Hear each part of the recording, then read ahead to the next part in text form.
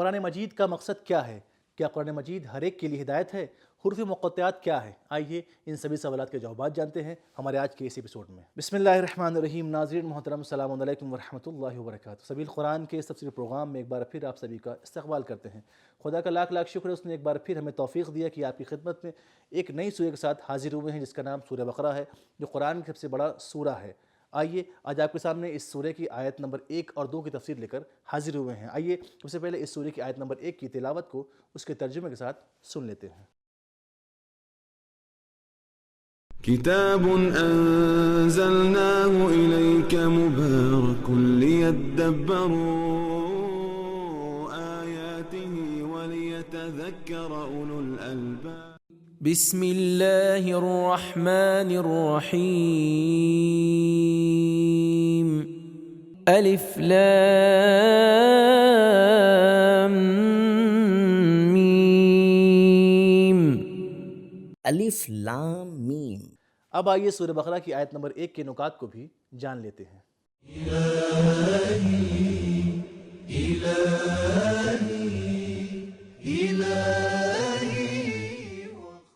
حروف مقطعات کے بارے میں مختلف اقوال بیان ہوئے ہیں۔ قرآن پاک اللہ کا معجزہ ہے اور انہی الف بے حرفوں سے بنا ہے، وہ حروف جو سب کے اختیار میں ہیں۔ اگر تم بھی ایسا کچھ بنا سکتے ہو تو ان حروف سے کوئی معجز نما کلام بنا لاؤ۔ یہ شروع میں آنے والے حروف اصل میں سورہ کا نام ہیں۔ یہ حروف الہی اسم اعظم کا اشارہ ہیں۔ تفسیر نور الثقلین۔ یہ حروف خداوند کی طرف سے ایک طرح کی قسم ہے۔ بحار الانوار جلد نمبر 88 صفحہ نمبر 7۔ یہ حروف اللہ تعالی اور پیغمبر کے درمیان راز ہیں۔ بحار الانوار جلد نمبر 89 صفحہ نمبر 384۔ بعض روایات کے مطابق کچھ راز ایسے ہیں کہ جو سوائے اللہ تعالی کے کوئی نہیں جانتا۔ تفسیر مجمع البیان۔ شاید بہترین نظر وہی پہلی والی بات ہو کہ قرآن مجید انہی حروف مقطعات سے مل کر بنا ہے، کیونکہ قرآن کی 114 سوروں میں سے صرف 29 سورے حروف مقطعات سے شروع ہوئے ہیں۔ 24 سوروں میں ان حروف کے بعد قرآن کے بارے میں اور اس کے معجزہ ہونے کے بارے میں آیا ہے، جیسا کہ اسی سورے کے شروع میں الف لام میم کے بعد ذالک الکتاب آیا ہے، جو قرآن کی عظمت کا اشارہ ہے۔ سورہ شورى کے شروع میں حروف مقطعات ہا میم عین سین قاف آئے ہیں، اور اس کے فوراً بعد کہا گیا ہے خداوند عزیز و حکیم اسی طرح آپ پر اور پہلے کے انبیاء کی طرف وحی نازل کرتا ہے۔ انبیاء کی طرف وحی انہی حروف میں آتی ہے، وہ حروف جو ہر انسان کی پہنچ میں ہیں، اور اللہ تعالیٰ ان حرفوں کے ساتھ ایسی کتاب نازل فرمائی ہے جو معجزہ ہے۔ کیا انسان بھی ایسی کتاب بنا سکتا ہے؟ جی ہاں، اللہ تعالیٰ الف بے کے ساتھ ایسی معجز نما کتاب نازل کرتا ہے جیسے مٹی کے اندر سے مختلف قسم کے گل بوٹے اور پھل پیدا کرتا ہے، انسان کو پیدا کرتا ہے، جبکہ انسان کا ہنر و فن یہ ہے کہ وہ مٹی سے اینٹ و خشت بناتا ہے۔ اب آئیے سورہ کی آیت نمبر 2 کی تلاوت کو اس کے ترجمے کے ساتھ سن لیتے ہیں۔ ذلك الكتاب لا ريب فيه هدى للمتقين۔ وہ باعظمت کتاب جس کی حقانیت میں کوئی شک نہیں، پرہیزگاروں کے لیے رہنمائی ہے۔ سورہ بقرہ کی آیت نمبر 2 کی تلاوت ترجمہ سننے کے بعد آئیے اب اس آیت کے نکات کو بھی جان لیتے ہیں۔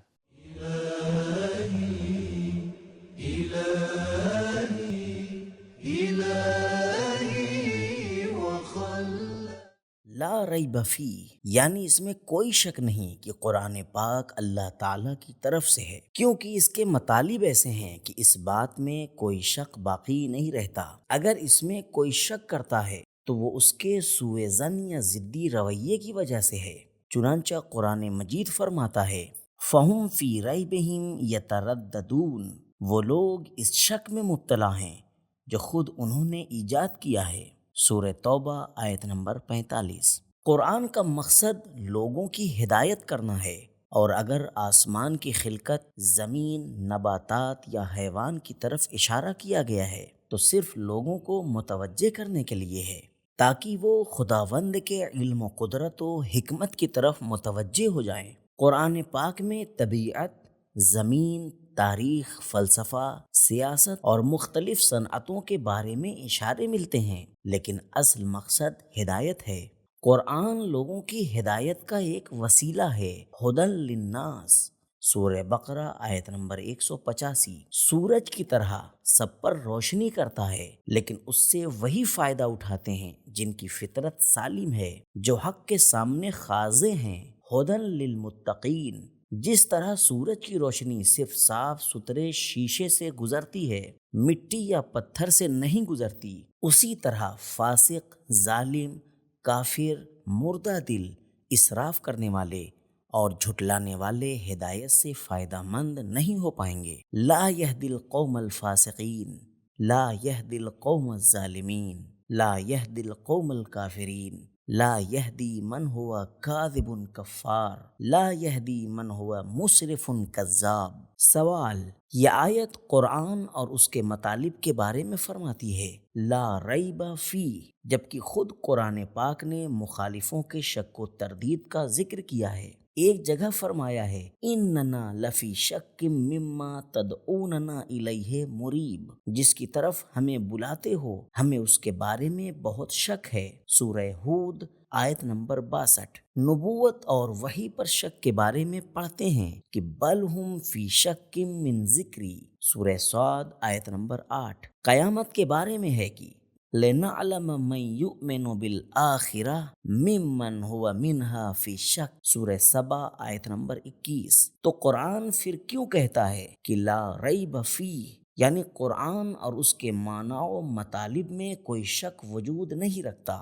جواب: لا ریب فی کا مطلب یہ نہیں ہے کہ اس میں کسی نے شک نہیں کیا یا شک نہیں کرے گا، بلکہ مراد یہ ہے کہ قرآن کی حقانیت اس قدر مضبوط ہے کہ اس میں شک کی گنجائش ہی نہیں ہے۔ اگر کوئی اس میں شک کرے گا تو وہ اپنے اندھے دل کی وجہ سے کرے گا۔ چنانچہ سورہ نمل کی آیت 66 میں فرمایا بل ہم فی شک منہا بل ہم منہا عمون، نخبت التفاسیر، نقل از آیت اللہ جوادی۔ بہترین تلاوت، ترجمہ اور اس کے نکات کو جان لینے کے بعد آئیے اب اس آیت کے پیغامات کو بھی سن لیتے ہیں۔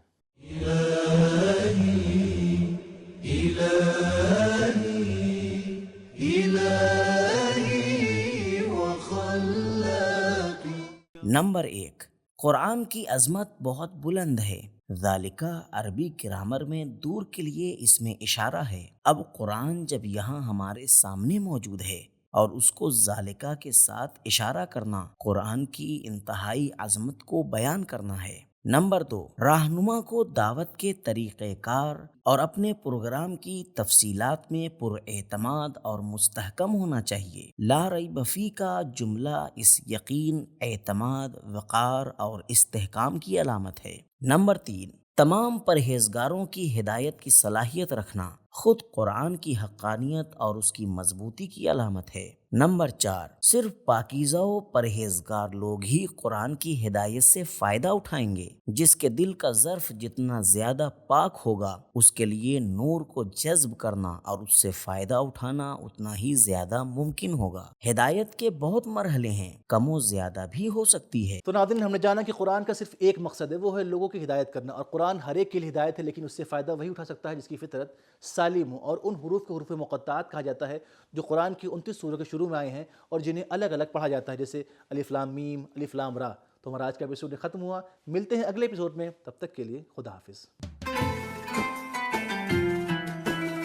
سبیل قرآن، قرآنی سماج کی پہچان۔